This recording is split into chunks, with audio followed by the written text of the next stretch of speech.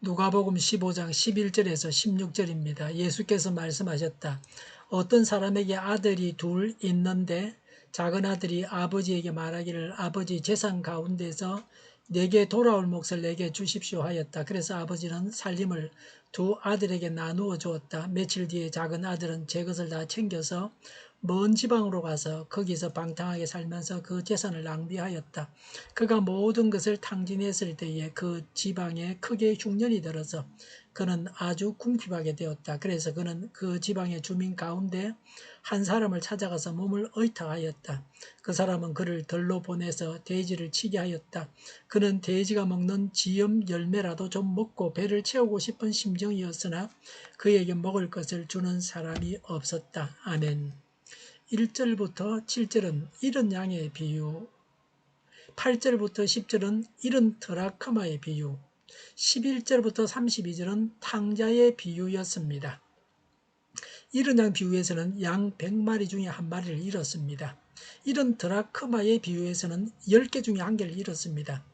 탕자의 비유에서는 둘 중에서 하나를 잃었습니다. 수는 점점 줄어들고 있습니다. 그러나 구체적으로 아들이라고 함으로 귀중함의 극치를 보여줍니다. 탕자의 비유가 세 비유의 핵심이고 절정입니다. 대차전 아들의 비유입니다. 11절에 예수께서 말씀하셨다. 어떤 사람에게 아들이 둘 있는데 12절에 작은 아들이 아버지에게 말하기를 아버지 재산 가운데서 내게 돌아올 몫을 내게 주십시오 하였다. 그래서 아버지는 살림을 두 아들에게 나누어 주었다. 13절에 며칠 뒤에 작은 아들은 제 것을 다 챙겨서 먼 지방으로 갔어라고 했습니다. 아버지가 살아있는데 자기 몫의 재산을 챙겨서 먼 지방으로 갔습니다. 어떤 노인은 자녀들에게 가지고 있던 현금을 다 나누어 주고 나서 당장 손에 돈이 없어서 자녀에게 나누어 준 것을 후회하는 것을 봤습니다. 노인이 되어서 돈이 있어야 합니다. 아버지가 살아계신데 자기 몫의 유산을 달라고 말하는 것도 보통 사람은 할 수 없는 일입니다. 유산은 아버지가 줄 때 받는 것입니다.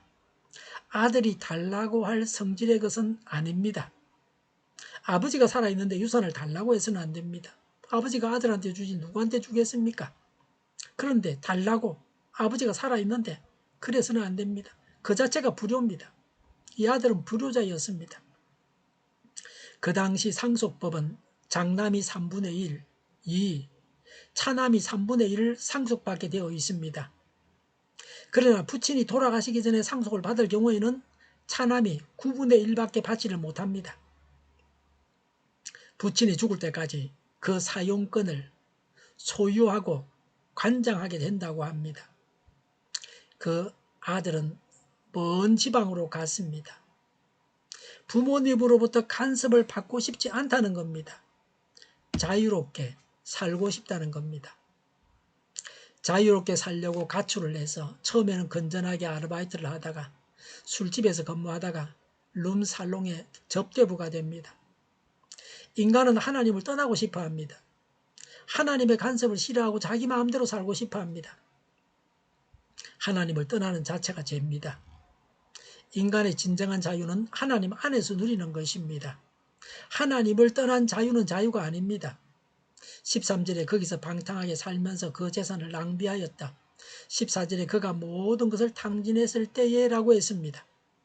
자유롭게 살았는데 그 결과는 탕진해서 모든 것을 다 잃었다는 것입니다. 자기 몫으로 가지고 나온 재산을 다 잃었습니다. 그리고 아버지가 있는 안정된 가정도 잃었습니다. 허비하는 인생이었습니다.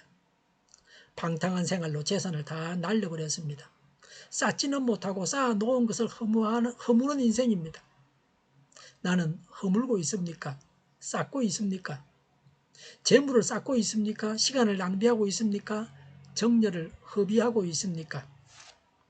14절에 그 지방에 크게 흉년이 들어서 그는 아주 궁핍하게 되었다고 했습니다. 이 세상에는 흉년이 있습니다. 먹을 게 없어서 고생을 합니다. 날이 더워서 과일값이 폭등하고 싼 과일이 없어져 버렸습니다. 요새로 말하면 코로나로 수입이 사라졌습니다. 직장을 잃었습니다. 경기가 좋을 때는 가난한 사람도 밥벌이를 할 수 있습니다. 호경기에는 건설 현장에 가서 막일을 내도 하루 몇십만 원, 10만 원, 몇만 원 벌 수 있습니다. 선거철에는 선거운동만 해도 일당을 받습니다. 그런데 경기가 나쁘니 무일푼이 된 사람이 먹고 살 것이 막연했습니다. 최저임금 인상으로 일자리가 사라졌습니다. 노숙자가 되었습니다. 전혀 생활 대책이 없습니다. 영적으로 보아서 영의 양식이 없어서 고생하는 사람들도 있습니다. 지금 영의 양식이 없어서 우리의 영이 굶주리고 있지는 않습니까? 영의 양식이 풍성하게 있어야 합니다. 15절에 그래서 그는 그 지방의 주민 가운데 한 사람을 찾아가서 몸을 의탁하였다. 그 사람은 그를 들로 보내서 돼지를 치게 하였다고 했습니다. 돼지는 부정한 짐승입니다. 돼지 치기는 이방인들이 하는 일입니다. 유대인이 돼지 사육을 해도 돼지 판매처는 이방인입니다. 돼지 치는 일은 유대 사회에서는 아무도 하지 않으려고 하는 일입니다. 먹고 살기 위해서 고생은 고생대로 하면서 부정한 짐승을 키우는 밑바닥 인생이 되었습니다. 영적, 육적으로 밑바닥에서 헤매는 인생입니다. 얼마나 비참했습니까? 16절에 그는 돼지가 먹는 지염 열매라도 좀 먹고 배를 채우고 싶은 심정이었으나 그에게 먹을 것을 주는 사람이 없었다고 했습니다. 식욕은 인간이 가지고 있는 기본적인 욕구입니다. 먹고 싶은데 마음대로 먹을 수 없을 때에 사람이 비참함을 느끼게 됩니다. 돼지 먹이를 먹어야 하는 신세였습니다. 그런데 그 돼지 먹이도 실컷 배불리 먹을 수가 없었습니다. 돼지보다도 더 기구한 처지가 되었습니다. 하나님을 떠난 사람이 얼마나 비참해지는가를 보여주고 있습니다. 가난하고 비참한 사람입니다. 사람이면서 사람답게 대접을 받지 못합니다. 우리 자신은 배고파하는 사람은 아닙니까? 풍성한 삶이 아니라 빈곤하고 고통의 연속인 삶을 살고 있습니까? 왜 풍성한 삶을 상실했습니까? 아버지를 떠났기 때문입니다. 아버지를 떠나서 재물과 방탕을 잡다 보니 행복을 잃고 말았습니다. 말씀을 버려두고 세상 것을 잡다 보니 행복을 잃었습니다. 나는 지금 행복합니까? 불행하다면 그 이유가 무엇입니까? 아버지를 떠났기 때문에 불행한 것을 인정할 수 있습니까? 하나님을 떠나면 고생입니다.